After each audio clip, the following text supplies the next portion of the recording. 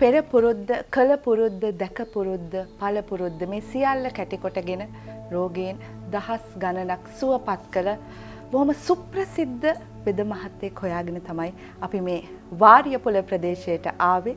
ඉතින් හැමෝම මේ වාරියපොළ පැත්තේ විතරක් නෙමෙයි මේ ලංකාවේ ඉන්න දෙස් විදෙස් හැමෝම අතර බොහොම සුප්‍රසිද්ධ වෙද මහත්තයෙක් නිසාමයි අපි වාරියපොළ මේ ප්‍රදේශයට ආවේ. අද වෙද මහත්තයව හොයාගෙන එතුමා ගැන කතා කරන්නට ඉතින් බොහොම ගෞරවයෙන් මේ වෙලාවේ පිළිගන්නවා අපේ වැඩසටහනට පාරම්පරික හා ආයුර්වේද වෛද්‍ය DWL රාජරත්න අපේ වෙද මහත්තයා. අයබෝන් හසිනේ. වාරියපොළ වෙද මහත්තයා නැත්නම් අපේ රාජරත්න වෙද මහත්තයා කිව්වම මං හිතන්නේ දෙස් විදෙස් කොතනත් බොහොම ප්‍රසිද්ධයි කියලා අපි කලින්ම කිව්වනේ. ඉතින් බොහොම පාරම්පරික අත්ගුණයක් තියෙන වෙද මහත්තයෙක්. නේ පෞරාණික දේවල් ටිකක් මට පේනවා මේ මං හිතන්නේ පිත්තල මංජුසාවක් වගේ පුංචි තියෙන ටිකක් තියෙනවා, පුස්කොළ පොත් ටිකක් තියෙනවා. මම නම් දන්නේ නැති දේවලුත් සෑහෙන ප්‍රමාණයක් තියෙනවා. අපි මේ ගැන කතා කරමු වෙද මහත්තයා. මේ පුස්කොළ පොත්වල මොනවද සඳහන් වෙන්නේ? මං අතර ගත්තට කමක් නැද්ද? ගන්න පුළුවන් හසිනේ.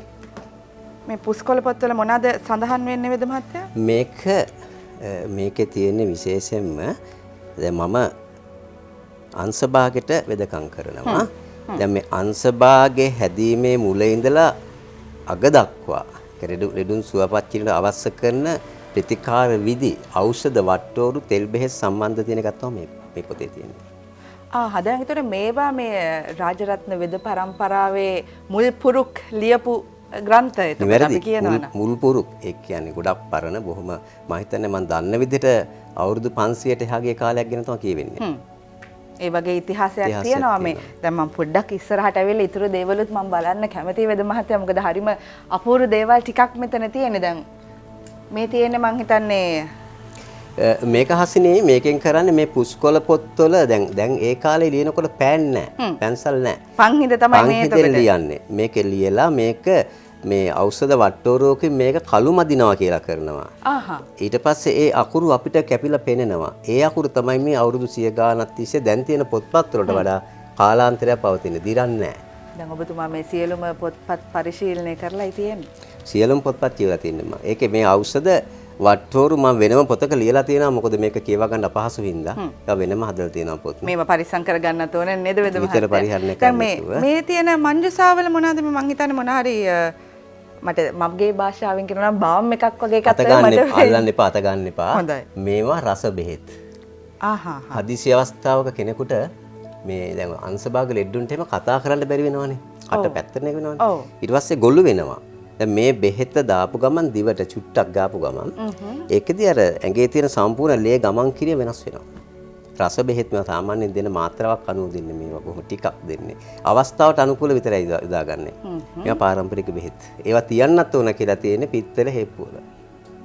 ඒවා මේ බෝතල් වල දාන්න බෑ. සංඝටක ඒවා එන්න පුළුවන් නිසා. ඒ පුස්කොළ පොතේ තියෙන පිත්තල හෙප්පුවක කබඩා කරන්න කියලා. හොඳයි මං හිතන්නේ අතන ගිරයක් තියෙනවා මේ වගේ මං හිතන්නේ ගිරයක් නෙමෙයිද මම වැරදිද ගිරයක්. ඕකට කියන්නේ කට්ටඬි ගිරය කියලා. කට්ටඬි ගිරය.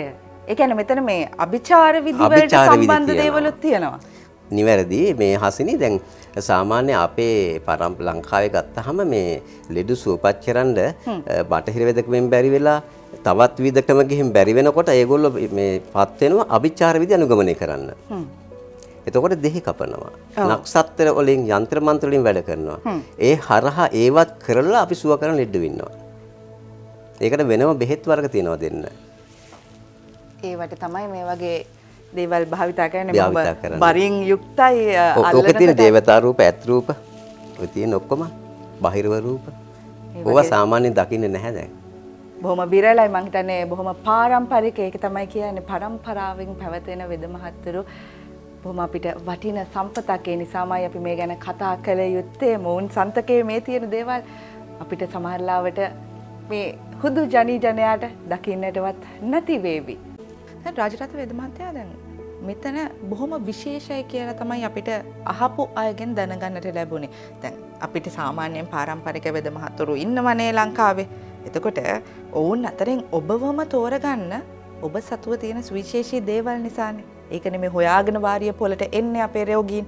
දැන් ඔබතුමා කලින් සඳහන් කරා මේ ඖෂධ ලබා දෙනකොට නැකත් අපි බලනවා මේවා ජීවම් කරනවා මේ අභිචාරකම සම්බන්ධ කරගන්නවා බෙහෙත් හේත් කරද්දි ප්‍රතිකාර කරද්දි කියලා. මොකද ඒ තියෙන විශේෂත්වය? එතන තියෙන රහස තමයි විශේෂයෙන්ම සමහර ලෙඩ වින්නවා සුව වෙන්නේ මොන පැත්තෙන්වත් සුව වෙන්නේ මොනවා කරත් මම කරන දේ විශේෂයෙන් බලනවා මේ පුජ්‍යලයා මේ වෙනවිට කොයි විදිහේ තත්වයකද ඉන්නේ කියලා. මෙයා මානසික තත්ත්වය බලනවා. මෙයා යම්කිසි මානසික පැත්තකට මානසික රෝගයකට ලක් වෙලා ඉන්නවද නැත්නම් යක්ෂ ප්‍රේත භූත දෝෂයක් තියෙනවද? එහෙම නැත්නම් ජ්‍යොතිෂයේ පැතිකඩින් මොන හරි ගැටලුවක් තියෙනවද කියලා. මම ওই තුනම කරනවා. මොකද මම යක්ෂ ප්‍රේත දෝෂ සම්බන්ධ තියෙනවා නම් ගැටලු ඒකට පිළියම් කරන විශේෂයෙන් මම දන්නේ වැඩි සාමාන්‍යයෙන් 18 සන්නේ කියලා කියනවා. අපි ගොඩක් කියනවා ආයුර්වේදේ වාතය පිත සෙම එකට කිපිච්චාම අපි එතෙන්න කියනවා මේ සන්නිපාත වෙනවා කියලා. ඒ කියන්නේ ලෙඩ බරපතල තත්ත්වය. එතකොට අපි එතනදී තමයි ඔය විශේෂයෙන් ඔය සන්නි 18 සයින් නටනවා කියන්නේ රෝගීන්ට කරන යම්කිසි අභිචාරයක්. දැන් මම එතනදී පාවිච්චි කරන ඖෂධයක් තියෙනවා මහා සන්නිකුල කියලා. ඒක ගොඩාක් විශේෂ තත්ත්වය තමයි රස බෙහෙත් තමයි තියෙන්නේ. එතකොට ඒවා අපි කරන්නේ හරි නැකත් ඉති අනුගමනය කරලා. ඒ නිසා බෙහෙත් වල බලය වැඩි. හැබැයි ඔය කොයි දේ කරලත් කලින් අපි එයාගේ කේන්දරෙත් බලනවා පරීක්ෂා කරලා. කේන්දර පරීක්ෂාවෙන් එයාට යම්කිසි අපලුපාද්‍රවයක් තියෙනවා නම් ඒකටත් ප්‍රතිකාර කරලා. සමහර අවස්ථාවල යක්ෂ ප්‍රේත දෝෂෙන් ලෙඩ වෙනවා පුජ්‍යලයන්. එතනදී බලන ක්‍රමත් මල් ළඟ තියෙනවා. ඒ තත්ත්වෙ බලලා අභිචාර විදි අනුගමනය කරනවා මම. අභිචාරකෙන් දෙහි කැපීම් කරනවා, නූල් දාන්න, යන්ත්‍ර දාන්න. ඕවා මේ දේශීය පාරම්පරික වෙදකමේ කොටසක්. ඒවටත් අපි ඒ ටිකත් කරලා තමයි ප්‍රතිකාර කරන්නේ. ඒතර තමයි විශේෂත්වයක් තියෙන්නේ. ඒ කියන්නේ ඔබතුමා ගාවට එන රෝගීන්ට මේ රෝගය මොකක්ද කියලා අහලා බෙහෙත් ගන්නවා විතරක් නෙමෙයි මානසික තත්වය මොකක්ද මේ සම්බන්ධයෙන් අභිචාරකම වල බලපෑමක් තියෙනවද යක්ෂ ප්‍රේත දෝෂ තියෙනවද මේ සියල්ලම බලලා තමයි එතකොට ඔබතුමා ගාවට එන කෙනෙකුට නිට්ටාවටම සුවය ලැබෙන ප්‍රතිකාර ගන්න පුළුවන් වෙන්නේ. දැන් වෙද මහත්තයා දැන් සමහර වෙලාවට අපේ කතා කරනකොට කියනවා නූලක් පන්නලා තියෙනවා. නැත්තම් ගෙදර හතර කොනේ දෙහි වලලා නැත්තම් බිත්තර මොන හරි වලලා තියෙනවා. දැන් ওই වගේ කතා ගොඩක් අපිට අහන්න තියෙනවානේ. ඒ හින්දා අපිට හරියන්නේ නැහැ. හැමදාම මේ හෙනේ වෙලා තියෙන ඔය හින්දා තමයි. දැන් ඔය වගේ දේවලින් ඔළුව පුරවගෙන සමහර වෙලාවට එහෙම දෙයක් සිද්ධ වෙලාත් නැතුව තමන්ගේ මනස ව්‍යාකූල කරගෙන කෙනෙක් ආවොත් නැත්තම් යක්කු ගහලා කියලා කියනවා රෑ එළියේ ඔය මොන හරි පුලුටු කාලා ගිහිල්ලා දේවල් වෙලා කියනවා. බොහොම දේවල් කතා කරනවානේ. දැන් ඒ වගේ දේවලුත් මෙතනට ආවොත් සුව කරගැනීමේ හැකියාවක් තියෙනවා. යක්කු පෙරේතෝ කියන මට්ටමේ මානසිකත්වයේ තුල ඉන්න අයට කවදාකවත් මේ බේරෙන්න බෑ. අපි ඒකට මනෝපදේශන දිය යුතුයි. හැබැයි යක්ෂ ප්‍රේත භූත බලපෑම් කියන සත්‍ය දෙයක් ඒකෙන් බලපෑම් වෙලා මේ අසරණ වෙච්ච මේ රෝගී භාවයට පත් වෙච්ච ගොඩ යන්න බැරි ලෙඩ සුවපත් කරනවා. ඒක මම දන්නවා. ඒකත් දන්නවා. මානසික වශයෙන් බොරුවට යක්කු පෙරේතෝ ගහලා කියලා එන මට්ටමේ ඉන කට්ටිය ගැනත් මට තේරෙනවා. මම අන්න ඒගොල්ලන්ට ඒ අවශ්‍ය උපදේශනයක් දීලා තමයි මම රෝග සුව කරන්නේ.